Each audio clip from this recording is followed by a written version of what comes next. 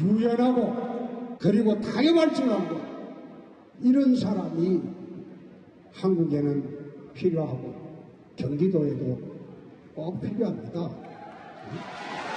상대 후보 한번 보십시오. 나보고 막말한다고 이야기하는데 상대 후보는 막말이 아니라 쌍욕을 하는 사람이야. 내가 하는 막말은 그 막말도 아니야.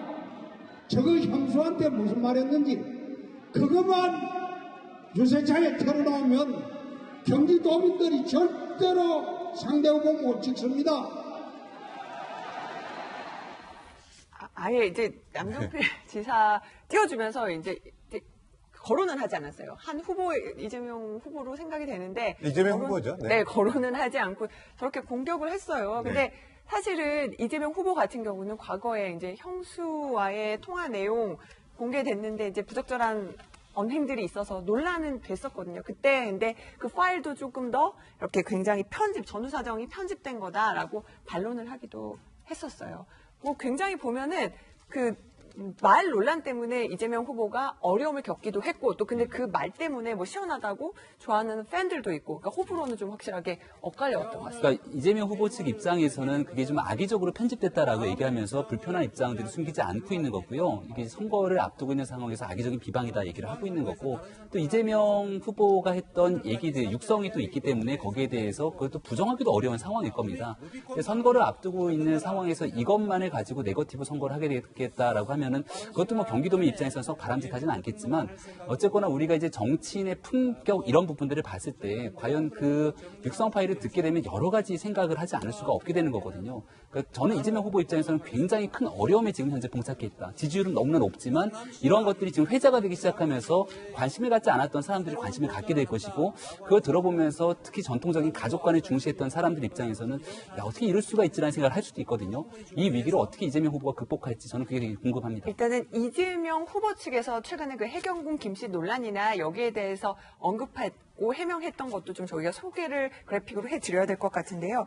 자, 해경군 김씨 의혹 우리는 이제 궁금하다라고 계속 얘기를 하고 있지만 이미 이제 지난 경선 과정을 통해서 네, 이재명 후보 측은 다 해명이 된 것으로 본다라고 얘기를 했습니다. 그래픽 띄워주시면 제가 더 추가로 설명을 드릴 텐데요. 또 하나 또 민주당에서도 네, 이재명 후보 측도 이미 해명했고 유권자가 판단을 할 몫이다. 민주당에서도 여기에 대해서는 개입하지 않겠다. 개입할 일은 아닌 것 같다고 선을 그은 부분까지 저희가 또 이재명 후보 측 입장까지 함께 전해드렸습니다. 짧게 이재 소장께 만약에 이재명 후보를 흔들어서 낙마를 시킬 수가 있나요? 그러면 후보가 바뀔 수도 있나요? 지금 남아있는 시기나 뭐 이런 걸 봤었을 때는 그러기는 상당히 힘들 거라고 생각을 합니다. 그 다음에 어쨌든 당 최고위에서 지금 결정한 사안들이기 때문에 그거를 없던 일로 하고 다시 경선을 치른다거나 후보를 새로 옹립하기에는 좀 어려움이 많이 있을 것 같고요. 다만 뭐 어떤 결과가 나올지는 뭐 좀 더 두고 봐야겠습니다만은 이런 네거티브 어떤 선거보다는 좀 더 서로의 장점을 부각하는 그런 선거가 되었으면 하는 그런 바람입니다. 네, 이재명 후보에 관련된 논란까지 저희가 짚어봤고요. 아마 또 만약에 새로운 광고가 나오면은 이것과 관련해서는 또 민주당 내부에서도 논쟁이 더 이어질 것으로 보이네요. 한 가지를 대봐. 그럼 무슨 얘기예요? 하라는 얘기죠. 하라는 얘기잖아요. 네. 그렇지 않습니까? 그러니까 보건소장한테 네. 시장 안 되는 요 1000가지를 대라는 얘기는 하라는 압박이거든요. 그러니까 이 진술이 만약에 신빙성 있는 진술이라고 가정하고 말씀드리면 네. 그러면 이 지사는 직권남용, 설사 직권남용이 법리상 좀 어렵다. 그러면 최소한 강요까지는 되는 거죠. 왜냐면 누구야? 김기춘 전 실장이 네. 화이트리스트 문제로 직권남용 무죄 나왔는데 이제 강요로 유죄가 돼가지고 구속이 된 거예요. 그런가요? 강요하면. 네, 막 직권남용과 공무원이 권한을 하는 그 권한의 범위가 좀 어려우니까 네. 그건 무죄가 된 것 같은데 그 협박이 있었다는 거죠. 예를 들면 정경련한테. 네. 이것도 마찬가지입니다. 뭔지 직권남용이 그 성남시장의 권한 범위 이것 때문에 좀 법리상으로 좀 다툼이 있다 하면 그러면 그 말만 놓고 보자고요. 보건소장한테 1000가지만 대. 이건 무조건 하라는 얘기 아니겠습니까? 그건 이거 반강요죄에 있는 협박을 구성할 수 있는 충분한 정황이 되는 거죠. 그래서 저는 아마 직권남용이 1차적이고 그게 안 되면 강요라도 저는 유죄 나올 가능성이 높다고 봐요. 이 진술들의 신빙성 있는 것이라고 이제 가정을 하고 말씀드리면. 네. 그런데 헌 부대변인님, 네. 이 지사 측에서는 어쨌든 이 박정호 전 부시장 조금 전에 그 결정적인 진술 보건소장에게 강요를 했다. 뭐 이런 상황을 얘기했던 그 부시장의 말을 들을 수 없다. 그러니까 믿을 수 없다. 굉장히 반박을 하고 나서고 있거든요. 네. 이지사 쪽에서는 어떻게 그 해명을 하고 있나요? 일단 제일 지금까지 큰 해명은요, 실제로 강제 입원시킨 거는 형수, 그러니까 부인과 조카다 이렇게 얘기하고 있어서 네. 있고, 그다음에 두 번째는 실제로 내가 강제 입원시킨 건 아니고 뭐 진단만 했다 이렇게 얘기하고 있고요. 그 다음에는 그 전 부시장 얘기는 그분은 뭐 나중에 정치 출마도 했던 분이니까 정치적인 게 아니냐 이렇게 말씀하는데요. 네. 1번은 일단 2012년 사건과 2014년 사건은 구분할 필요가 있고요. 강제로 실제로 뭐 나중에 강제는 아니고 나중에 입원된 건 2014년이기 14년이고, 때문에 그렇죠. 예. 14년이라고 구분할 필요가 있고요. 그 다음에 이게 법률적으로 지금 조금 애매하다 그랬는데 저는 좀 생각이 다릅니다. 왜냐하면 네. 실제로 강제 입원을 시켰느냐 안 시켰느냐가 직권남용의 유죄냐 무죄냐는 아니에요. 그런가요? 그렇죠. 네. 만약 강제 입원을 시켰으면 그거는 감금죄 유죄 무죄 될 수는 있어요. 하지만 직권남용이라는 건 의무 없는 일을 시켜야 되는 거예요. 그러면 네. 보건소장이 지금 그 후임 보건소장의 진술에는 네. 구급차를 끌고서 경찰서 앞에까지 갔다 그랬거든요. 그랬는데 경찰이 만약에 강제로 데리고 가면 감금죄가 될 수 있다. 이래서 네. 못 데리고 왔다 그러면 어쨌든 행위를 한 거예요. 그 보건소장 입장에서는. 네. 그러면 그 기소가 됩니다. 쉽게 얘기하면 범죄 성립이 되는 거예요. 실제로 강제 입원 시켜야만이 직권남용이 되는 건 아니거든요. 네. 그래서 지금 보면 그 다음에 또 지방자치단체장은 네. 그런 어떤 그 강제 입원을 시킬 권한이 있어요. 형식적으로. 직권남용죄라는 건 형식적 권한 안에 들어 있어야 되고 네. 형식적 권한이지만 그거를 실제로 이행하는 과정에서 어쨌든 뭐 약간 강압을 가한다든가 문제거든요. 네. 그러니까 실제로 입원을 시킬 권한이 있기 때문에 어쨌든 직권남용의 기본적인 그 성립은 된다. 그 다음에 저는 네. 또 한 가지 의문인 게 네.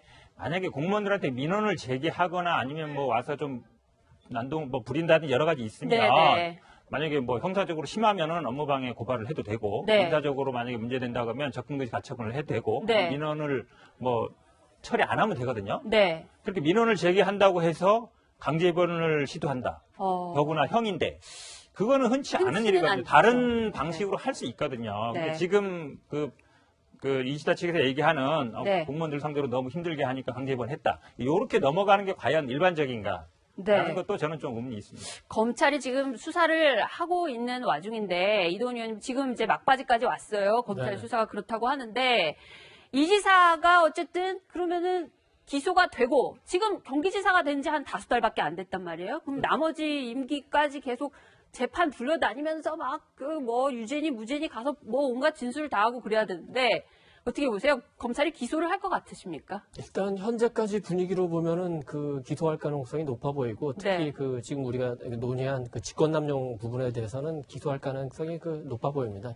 일부에서는 뭐 구속영장 얘기까지 나오는데 그건 너무 과한 것 같고 네. 기소는 될 것 같고 다만 그 이게 이제 도지사로서의 그 직무를 이행하는 문제, 그다음에 법적인 문제가 있지만 아마 이재명 지사는 지금은 아마 정치적인 문제를 조금 더 생각하는 것 같은데 네. 일단 그 12월 13일 기소가 되면 이제 지금 선거법 위반 혐의는 대체로 1년 안에 이제 그 선고를 하는 거를 이제 원칙으로 하고 있는데 실제로 하다 보면은 이제 조금 더 그 시간이 걸릴 수가 있겠죠. 네. 그런데 그 정치적으로 보면은 지금 그 이 직권남용 문제, 그다음에 이제 해경군 김씨 그 이런 문제도 있지만 그 이 지사가 그 문준용 씨 문제를 싹 끌고 들어오면서 이게 어떻게 보면은 약간 그 이 지사하고 그 문 대통령 간의 그 어떤 정치적 다툼 문제처럼 이렇게 구도가 잡혀가는 게 있어요. 그렇게 되면 시간이 갈수록 굉장히 그 이 지사가 유리해질 수도 있어요. 왜냐면은 그럴까요? 예, 재판이 조금 그 길어지고 계속 시간은 가고 권력의 구심력은 떨어지고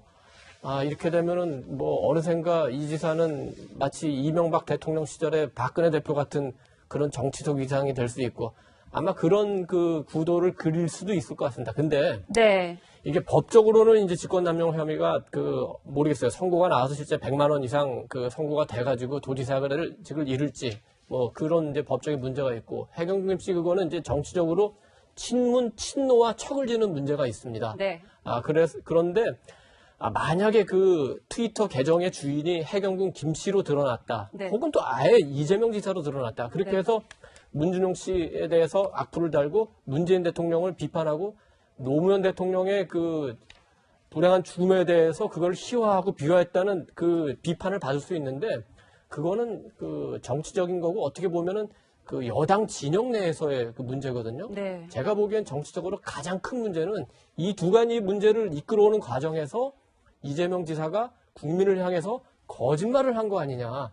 이 부분은 아마 그 넘기 힘든 아마 그 장애가 될 거라고 생각합니다. 네. 어쨌든 본인 정치 인생에 있어서 지금 굉장히 중대한 기로에 선 이 지사인 거는 틀림없는 것 같습니다.